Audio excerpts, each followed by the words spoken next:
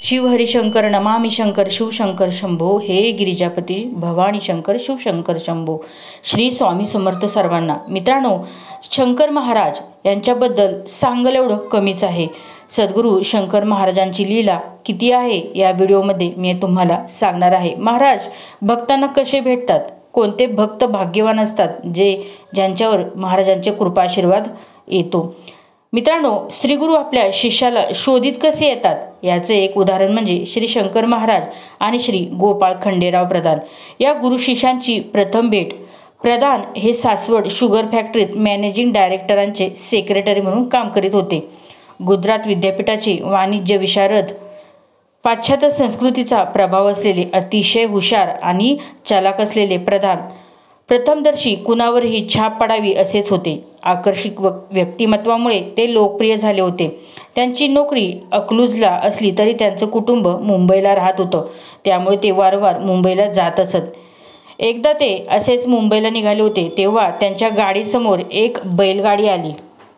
अशीच रस्त्याच्या मधून चाललेली गाडी पाहून प्रधानांना जरासा रागच आला। तेवढ्यात मोटारीत बसलेली मंडळी शंकर महाराज असं म्हणत हात जोडू लागली। प्रधानांनी समोर पाहिलं, बैलगाडीत बसलेले शंकर महाराज त्यांच्याकडेच पाहत होते। गोकर्णी रंगाची गडद निळी पॅन्ट, पांढरा शुभ्र बंद कॉलरचा शर्ट, त्यावर निळा कोट, जास्वंदी रंगाचा मधून मधून पांढरी फुलं असलेला टाय, निमगोरा उभट चेहरा, डोळ्यांना चष्मा, रुंद जीवनीवरील लहानशी मिशी आणि लक्ष जाण्यासारखं उंचवटा असलेलं रुंद कपाळ, अशा त्या हिंदी साहेबाकडे पाहून महाराजांच्या मुखावर किंचित मिश्किल हास्य उमटलं। प्रधानांच्या कपाळावर मात्र आठ्यांची जाळच पसरलं। आधीच त्यांना स्वामी बुवा महाराज अशा लोकांचा अतिशय तिरस्कार होता आणि समोर दिसणारे हे महाराज मिश्किलपणे तर अगदीच खेडवळ, वेड्यावाकड्या शरीराचे, वेडसळ चाळे करणारे, उगीचच हसणारे। प्रधानांनी तिटकाऱ्यानं आपलं तोंड दुसरीकडे फिरवलं। बरोबरच्या मंडळींच्या मनात खाली उतरून महाराजांचं दर्शन घ्यावंसं वाटलं, पण प्रधानांनी त्यांना विरोध केला। म्हणाले, माझी मुंबईची बस चुकेल, असल्या निरर्थक गोष्टींसाठी वेळ नाही आपल्याजवळ। गाडी महाराजांना डावलून पुढे गेली। त्यावेळी नदीवर पूल नव्हता। होडीत बसून नदी ओलांडावी लागत होती आणि मग नदी पलीकडच्या तीरावर येणाऱ्या बसमधून पुढचा प्रवास करावा लागे। म्हणून नदी ओलांडून प्रधान बसची वाट पाहत उभे राहिले। त्यांना ऐल तिलापर्यंत सोडायला आलेली गाडी तिचं काम करून माघारी परत गेली। थोड्याच वेळात कसलीही कल्पना नसताना अचानक वादळ सुरू झालं। बघता बघता पाऊस कोसळू लागला। ढगांचा गडगडाट आणि विजांचा लखलखाट यानं आसमंत गरजून गेलं। प्रधान सामान घेऊन एका झाडाखाली उभे राहिले, पण वाऱ्याचा आणि पावसाचा जोर इतका प्रचंड होता की त्या वृक्षाचं लहानसं छत्र काही त्यांचं रक्षण करू शकलं नाही। आता अंधारही दाटला, दुसरं कुणी माणूस नाही, बसचाही पत्ता नाही। परत जावं म्हटलं तर या मुसळधार पावसात कोण होडी घालणार नदीच्या पात्रात? प्रधानांना काय करावं ते सुचेना। ते बिचारे भिजत, थंडीत कुडकुडत, हातापायाची जुडी करून सामानावर बसून राहिले। अधूनमधून आपल्या सोनेरी पट्ट्याच्या घड्याळात पाहत होते। असा बराच वेळ गेला। मध्यरात्र झाली। त्यांना पावलांची चाहूल लागली। एक माणूस रस्त्यानं चालत होता। प्रधानांनी त्यांना हाक मारली।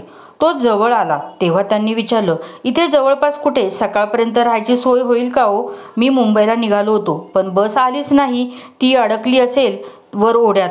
तुम्ही असं करा साहेब, माझ्या गरीबाच्या घरी चला, सकाळच्याला पाहू एखादी गाडी मिळते का ते। प्रधान त्याच्याबरोबर गेले।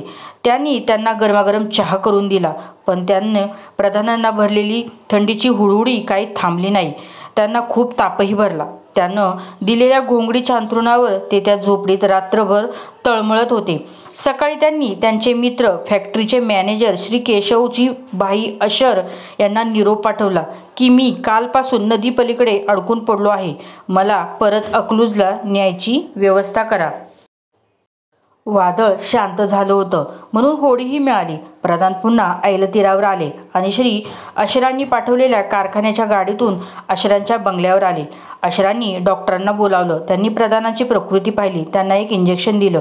म्हणाले, थंडी वाऱ्याने ताप आला, उतरेल, लवकरच. काळजीचं कारण नाही. प्रधान अंथरुणावर पडूनच होते. ताप कमी झाला असला तरी त्यांचं अंग अजून ठणठणत होतं.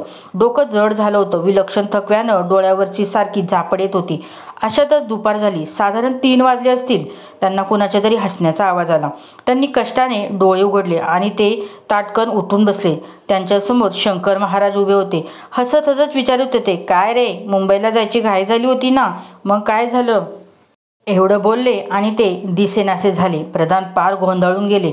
त्यांना कळेना की तापाच्या ग्लानीत झालेला हा भ्रम होता की खरोखरच ते सोंग इथं आलं होतं. पण आलं होतं म्हणावं तर ते असं लगेच गेलं कुठं? आलं कसं, गेलं कुठं? हा त्यांना सतत गांजणारा प्रश्न अनुत्तरितच राहिला. प्रधानांना आता जरा बरं वाटू लागलं होतं. ते हिंडू फिरू लागले. बाहेर बैठकीत येऊन बसू लागले. एकदा ते असेच बसले असताना त्यांना बंगल्याच्या बाहेरून माणसांचा गलका दिसून आला आणि त्या पाठोपाठ 7-8 माणसं येऊन शंकर महाराजांच्या बंगल्यात येऊन दाखल झाले.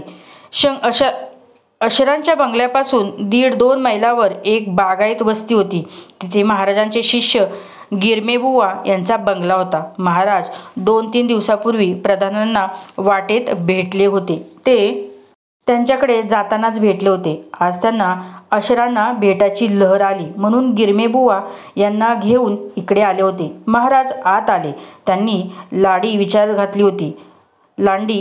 घातली होती. अंगात ढगळ सदरा होता आणि हातात होती दारूची बाटली. आत आल्या आल्या ते रेडिओजवळ गेले आणि त्याची बटन फिरू लागले. त्यांना हा चाळा बघून प्रधान एकदम चिडून ओरडले, अरे काय चाललं काय रे? वाटेल तशी बटणं फिरवायला रेडिओ हे काय खेळणं आहे?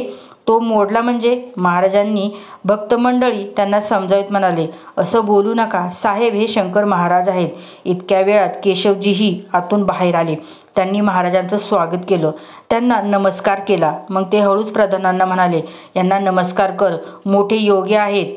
असतील योगी, असतील महाराज. मला काय करायचंय त्यांच्याशी? असे 56 महाराज पाहिलेत मी नाही कुणा सोम्या गोम्यासमोर पाया पडत.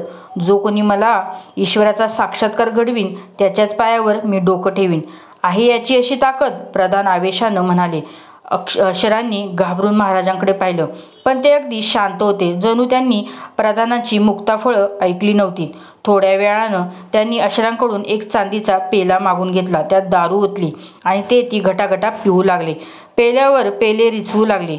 मध्येच अक्षरांकडे दृष्टी रोखून म्हणाले, दारूचं व्यसन मोठं वाईट असतं. दारू पिणं चांगलं नाही.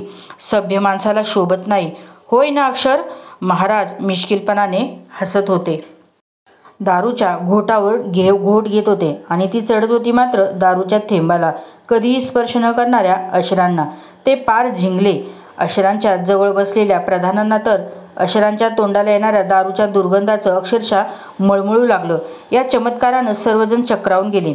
महाराज निघता निघता प्रधानांकडे बघून म्हणाले, जा त्याला आत नेऊन झोपव. आणि त्या रात्री अक्षर आणि प्रधान एकाच खोलीत झोपले. मध्यरात्रीच्या सुमाराला प्रधानांना आपल्याला कुणीतरी उचलून वर नेत आहे असं वाटलं. ते दचकून उठले. अक्षरांना हाक मारावी म्हणून त्यांनी त्यांच्या बिछाण्याकडे पाहिले, पण तिथे कोणीच नव्हतं. यावेळी हे गेले कुठे असा विचार करीत प्रधान त्यांना बघायला बाहेर आले. बघतात तो पोर्चमध्ये एक मोटार उभी होती. त्यात शंकर महाराज, अक्षर आणि गिरमेबुवा बसले होते. प्रधानांकडे पाहत महाराजांनी विचारलं, काय उठतात? पण त्यांच्या प्रश्नाकडे दुर्लक्ष करून प्रधानांनी गाडीचं दार उघडीत म्हटलं, अक्षर मलाही यायचे तुमच्याबरोबर. प्रधान गाडीत बसले. गाडी निघाली. ते गिरमेबुवांच्या शेतातल्या बंगल्यासमोर जाऊन थांबली. घरातल्या मंडळींनी बाहेर येऊन महाराजांचे स्वागत केले. गिरमेबुवांची पत्नी म्हणाली, महाराज किती उशीर केलात? आता या अपरात्री मी तुम्हाला देऊ तरी काय? चहा द्या चहा. पण कसा देऊ? दूध तर मी मगाशीच विरजण घातलं. पण मी चटकन पिठलं भात करते आपल्यासाठी. बकऱ्या आहेत ना परसात, त्यांचं दूध काढून आधी चहा कर आणि मग पिठलं भाताऐवजी खिचडी पकव. थोड्या वेळात चहापान झालं. त्यानंतर गरम गरम खिचडी आणि कढी याचं स्वादिष्ट भोजनही झालं. सगळी मंडळी आता ओसरीत गप्पा मारीत बसले. मध्येच एखादी सनक यावी तसं महाराज एकदम म्हणाले, या प्रधानाच्या तोंडात कुणीतरी समर्थांचा अंगारा टाका रे.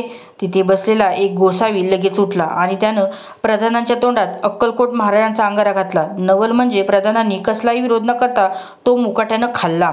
बघता बघता प्रधान निश्चेत झाले. एखाद्या निर्जीव लाकडाच्या ओंडक्यासारखे झाले. त्यांची अवस्था पाहून अशर फार घाबरले. महाराजांना म्हणाले, अहो काय केलं हे महाराज? हा मेला बिला तर काय करायचं? बायका मुलं आहेत हो याला. महाराज उत्तरादाखल केवळ हसले. रात्रभर सगळी माणसं प्रधान भानावर केव्हा येतात याची वाट पाहत धास्तावलेल्या मनानं त्यांच्या भोवती टाटकळत बसून राहिली. रात्र सरली, सकाळ झाली. आता ऊनही वर चढलं. अखेरीस जवळजवळ 6 तासांनी प्रधान सावध झाले. माणसात आले. त्यांनी डोळे उघडले आणि पुढे होऊन त्यांच्याकडे हसत हसत पाहणाऱ्या महाराजांचे पाय त्यांनी घट्ट धरले.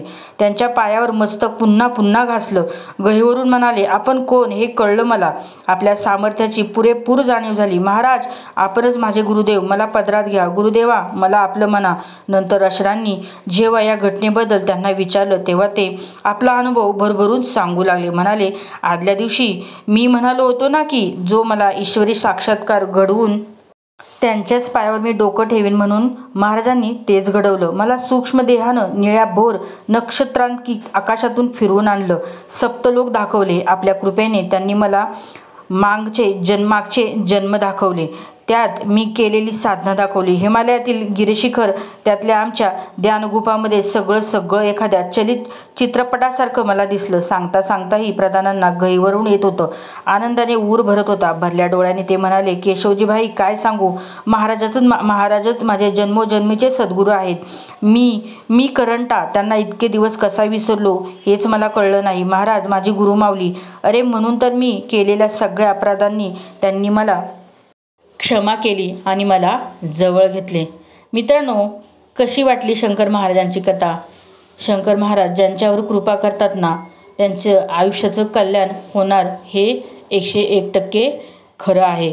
मित्रांनो, व्हिडिओ आवडल्यास कमेंटमध्ये श्री स्वामी समर्थ जय शंकर महाराज नक्की टाईप करा.